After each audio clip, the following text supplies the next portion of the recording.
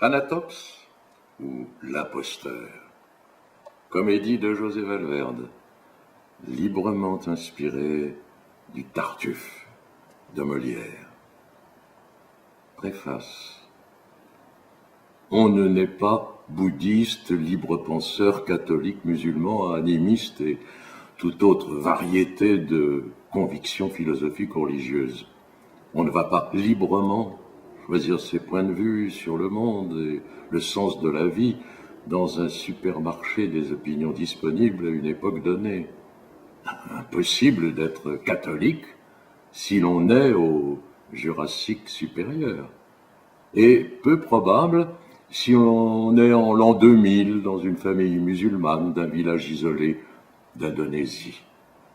Mais la rencontre avec la parole forte d'un prêcheur éloquent peut, à un moment donné, nous convaincre de changer de religion, d'opinion, voire de vie.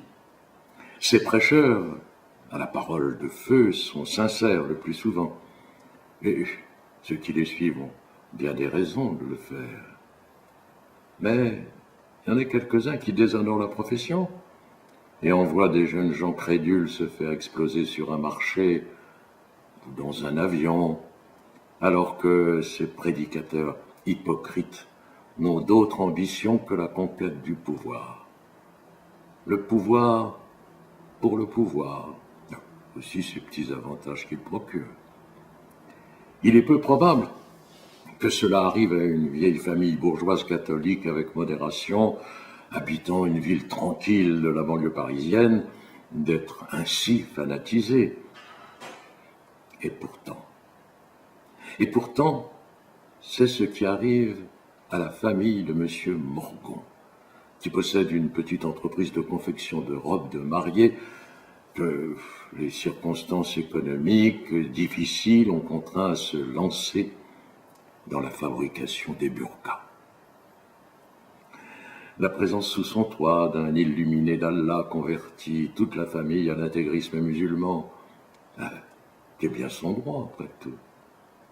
Hélas, Thanatox, le prêcheur en question, est un vulgaire imposteur recherché par Interpol pour ses multiples exactions dans un pays de Moyen-Orient dont il a été chassé par une révolte populaire. Nous sommes, par exemple, en 2013, ou 3 ans après la date de la représentation, s'il y en a une. Et si cela vous amuse, vous pouvez changer Thanatox en Ben Laden, Ahmadinejad ou Tartampion. Je précise que je ne suis ni complètement islamophobe, ni vraiment islamophile. Mais j'admets qu'il y a de bons musulmans, ceux dont je n'entends jamais parler, et de mauvais musulmans, dont j'entends beaucoup trop parler. Je me suis amusé à prendre pour modèle dramaturgique la magnifique pièce de Molière qui amena pas mal de soucis à son auteur. J'ai choisi des personnages dont certains noms sont très semblables. Vous l'avez compris, il s'agit d'une simple petite comédie. Rien de plus. J'ai imaginé que cela se passe en France, dans une ville de la banlieue parisienne, bien tranquille. De toutes les façons, ici, nous sommes au théâtre. Personnage. Madame Reine Morgon, mère de Monsieur Morgon. Monsieur Émile Morgon, patron d'une petite fabrique de robes de mariée. Madame Élise Morgon, sa deuxième épouse.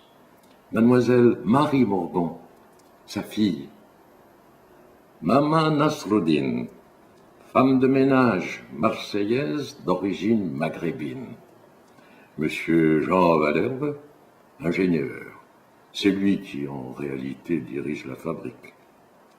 Monsieur Thanatox, accueilli par l'humanité, il s'est incrusté dans la maison. Je lui ai prêté une espèce d'accent plus ou moins russe, car je ne connais pas l'accent iranien. La scène se passe dans la salle de séjour d'une maison bourgeoise de la banlieue parisienne en 2013, je vous l'ai dit. Peut-être Nogent-sur-Marne. Un éventuel metteur en scène peut être assuré de ma totale compréhension par rapport à ces éventuelles suggestions de nature à améliorer ce texte de circonstance. Eh bien, allons-y pour la lecture. Valère est à une table. Il ouvre une pile de lettres. Reine, Élise, Marie, les trois femmes de la famille entrent en scène recouvertes de burqa qu'elles enlèvent immédiatement. Marie. Merde, merde, merde, merde, 3 fois merde. Il y en a marre de ce machin de merde. Élise. Allons, Marie, pas devant ta grand-mère. Reine. Ni devant, ni derrière. Il est temps que tu retrouves le droit chemin, ma petite fille. N'oublie pas qu'Allah te regarde. Ma parole, il est aveugle. Si pour lui plaire, il faut mettre cette robe qui n'est qu'une prison pour honnête femme. Reine, Stop. Vous voulez avoir la suite, hein?